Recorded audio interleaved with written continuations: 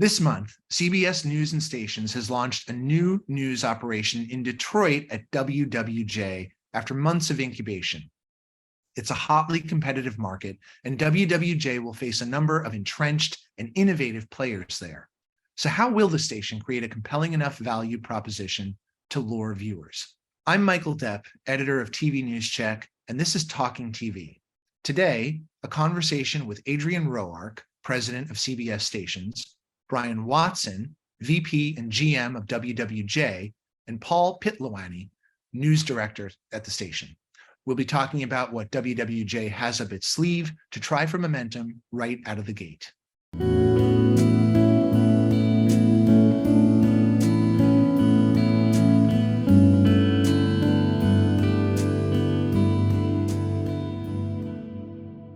Talking TV is brought to you by Futuri, whose Post for TV podcasting system is specifically designed for the needs of TV broadcasters. Post for TV makes going from newscast to podcast an effortless transition. It enables broadcasters to create, publish, analyze, and monetize both broadcast on demand and original podcast series from the same platform. Post for TV is a powerful system for capturing podcast opportunities in a turnkey fashion. It ingests and automatically edits newscast audio for optimum fidelity and publishes blocks or full newscasts to on-demand audio platforms. You can learn more about Post for TV at futurimedia.com/post4tv. Welcome, Adrienne, Brian, and Paul to Talking TV. Morning. Hello. Morning. Happy to be here. Thanks for being here. Adrienne, why launch a news operation in Detroit and why now? So, Detroit, as we've all discussed, is a very strong news market. Viewers want news. They are devoted to news, and it is a market where there is a lot of consumption of news, and it just made sense. It just absolutely made sense, and to stand up a news operation and serve the viewers of Michigan. I've been reading that you intend for this to be a streaming first newsroom. Paul, pragmatically, what does that mean? Our focus is delivering content on the stream that feeds the broadcast in linear timeframes. But with the streaming mentality, we have the freedom and the ability to look at news from a different lens. More in-depth stories that maybe aren't confined to standard broadcasting stipulations and timeframes. There, we can actually go into subjects and matters and really focus in and spend the time necessary because we don't have those time constraints in the linear timeframe. Right. And I understand that the bulk of your journalism core is going to be comprised of MMJs, and many of them are embedded in specific communities across the DMA. So, Paul, does that mean that most of them aren't going to be coming into the newsroom too often to file? Will they stay out in the field? That's the intent. I mean, we love to see their faces every now and then because it's a team building exercise as well. But yeah, this allows them, and technology allows them to stay out in the field and really dig deep into the communities and the issues that matter most to those that perhaps aren't being heard. By keeping them out there, what are you finding about their productivity? Are they generating more story ideas? Are they having more conversations in their subset communities? Has it already been more productive? Absolutely. You see them not having to spend the time to travel into the station to file reports. Technology allows them to really be more efficient out in the field and really kind of get to know the neighborhoods that they serve. Mm-hmm. Are there packages being edited in the field? Correct, they are. Okay. Shot and edited in the field, yes. How long were they out there just making contacts and creating relationships with people before you actually went on air? Well, it's been a while. As we hire the team, they've been designated into the communities that they're assigned, and that allows them to really make those connections with civic leaders, elected officials, but more importantly, the people that aren't being heard. So we've spent quite a bit of time getting to know the communities prior to us launching. Mm-hmm. Adrienne, this community-based approach to reporting is a growing staple, I know, across the whole CBS group. But is it fair to say that you're doubling down on this dynamic in Detroit? Yes, I mean, this is really, as Paul said, this is really the primary focus of how we are doing news in Detroit. So is this sort of what you intend to be a key differentiator for the market? Absolutely. I mean, really turning neighborhoods into newsrooms. Brian, it has to be a daunting prospect to launch a sales operation, whole cloth in this market amid so much very well-entrenched competition. So how are you getting on with that effort? Do you mean news operation? Or what do you mean by sales operation? No, I mean, like, you've got your news operation also, but you're selling spots, are you not? Correct. So that operation, I guess, has been in place before you had the news operation, but has that changed at all since with the news operation on board now? Has that changed the sales dynamic? Oh, absolutely. Once it became official that we were going to be starting news, well, quite frankly, even before that, the ramp up to the official announcement, we began to, map out our strategy with our go-to-market strategy with how we were going to position news.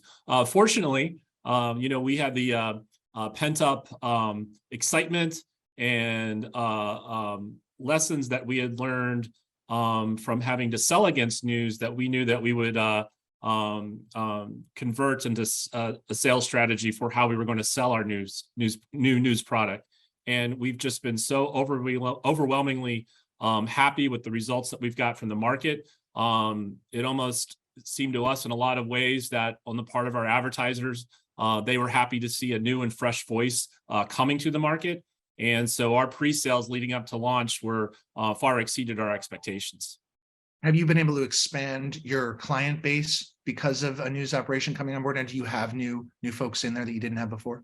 Absolutely. I mean, I was already happy with our team, how we were able to convert what you would consider non-news advertisers to our non-news environment that existed prior to. But absolutely, now we are capturing those news-only advertisers now in a greater capacity. We know that the news operation staffed up obviously from 0 to what you have now. And I think, are you sharing that number yet? How many people were hired up?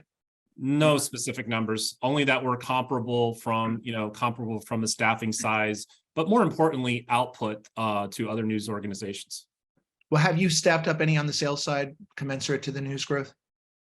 No, we already had a overachieving and very productive team in place that is quite capable of selling this new news product. I wonder, has this been helpful for you?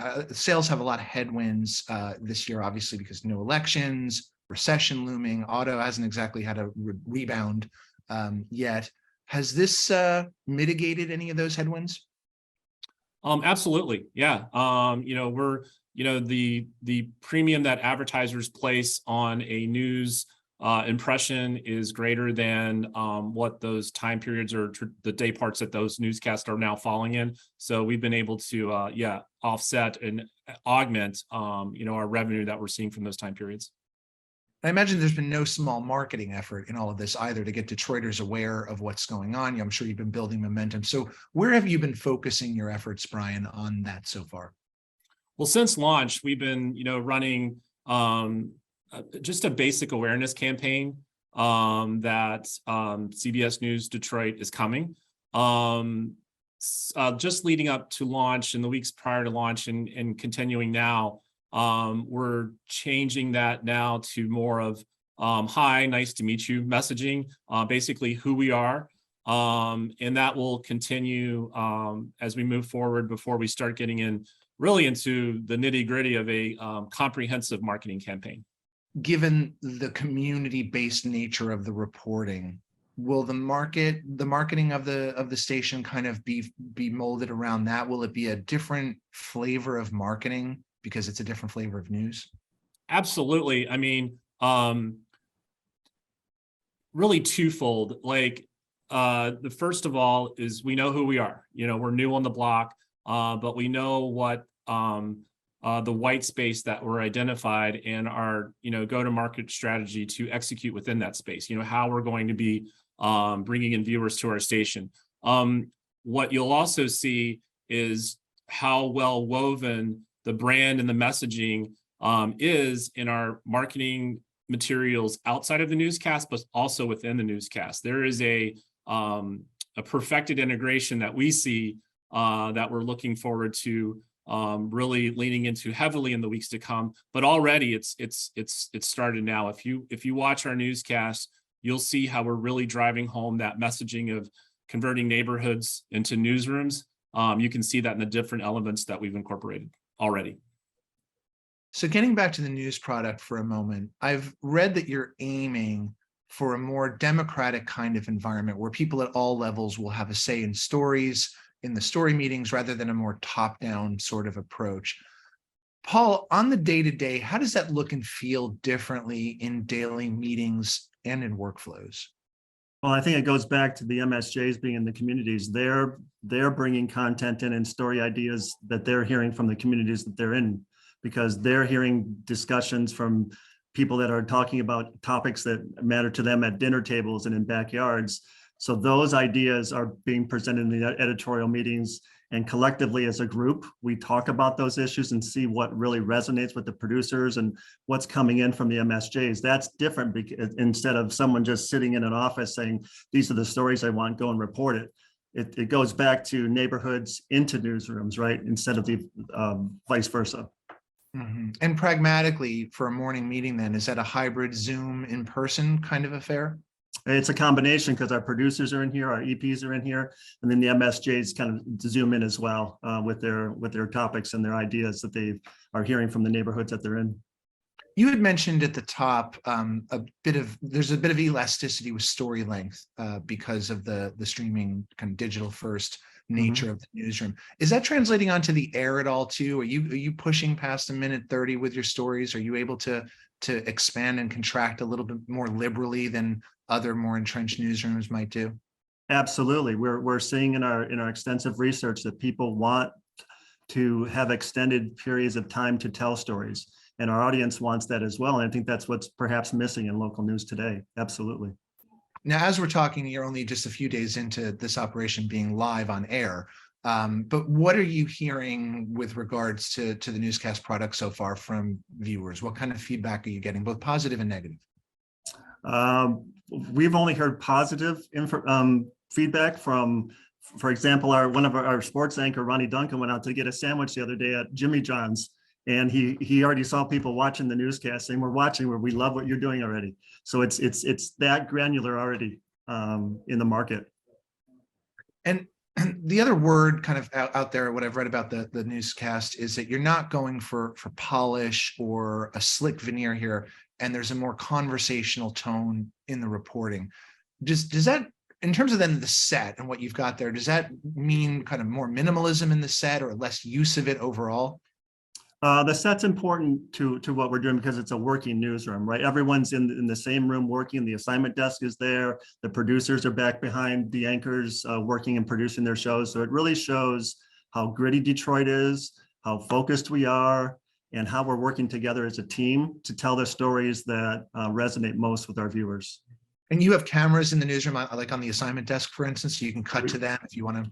Yes, we do. So if something is going on, we have another outlet that could contribute, and that really shows that the team is multi-skilled. We have team members that perhaps are coming in from different organizations where they were in silos, but they want to grow, they want new opportunity, and this provides them that avenue to grow personally, but also to present a product that perhaps isn't as polished off as you mentioned. It's more that we're working in your community, we're working in the newsroom, and we're be able to have many different voices contributing to that broadcast.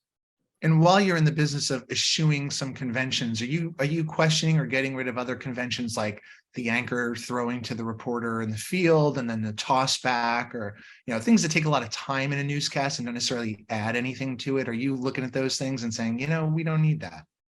No, I think it's important to have that interaction. We need to let people know that we're here and they're getting to know us. But I think it's important to have that that relationship and that ability to toss to our reporters who are out in the field. And yeah, we're still doing that as well.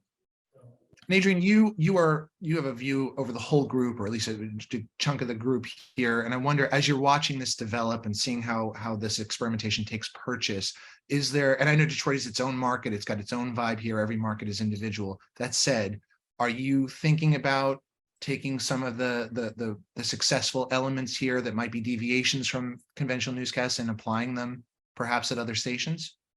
We do that, to answer your question, yes. And we do that with every station. Every station has unique things that they do and also best practices to share that can absolutely be shared across not only, the stations that I oversee, but all of our stations in the group. And we do a really good job of doing that. The general managers and the news directors and the staff talk to each other from each station and really do a great job of sharing a lot of best practices and ideas. Well, I know that all of your Detroit competitors will be watching very closely, and so will the industry at large. So good luck to you out of the gate this month, and keep in touch with how things evolve at WWJ. Thank you, Adrienne, Brian, and Paul, for being here today. Thank you. Thank you. Thank you. Thanks to all of you for watching and listening. You can watch past episodes of Talking TV on tvnewscheck.com and on our YouTube channel. We will see you again next week. Bye. A new episode of Talking TV is available most Fridays on tvnewscheck.com. You can also listen and subscribe on YouTube, Apple Podcast, Google Podcast, and Spotify.